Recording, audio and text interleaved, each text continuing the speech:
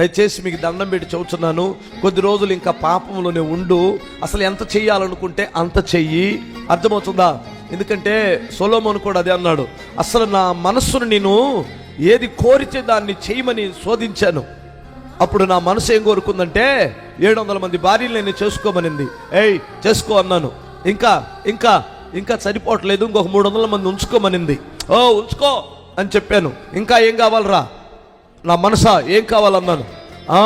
తోటలు నాటించు అని చెప్పింది. నా కొరకు బంగారం సంపాదించమని సంపాదించాను, తోటలు నాటాను. ఇంకా ఏం కావాలి?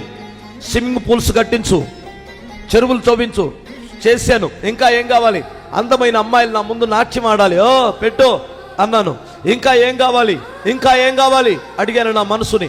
అది ఏం కోరుతుందో నేను దాన్ని వద్దనలేదు. ఆయా దేశాల్లో దొరికే సంపద తెచ్చిపెట్టుకోమని చెప్పింది, తెచ్చిపెట్టుకున్నాను. ఇంకా ఏం కావాలి అన్నాను. అసలు మందు డైలీ తాగితే ఎంత బాగుంటుందో చూడు అన్నాను. అనింది నా మనసు.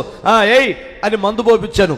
చివరికి తేలిని పరిచార్థం ఏమిటంటే, బ్రతుకుట కంటే నాకు చావే మేలనిపించింది అన్నాడు. చావు మేలనిపించింది అన్నాడు. అంటే ఆత్మహత్యే మంచిదనిపించింది అన్నాడు.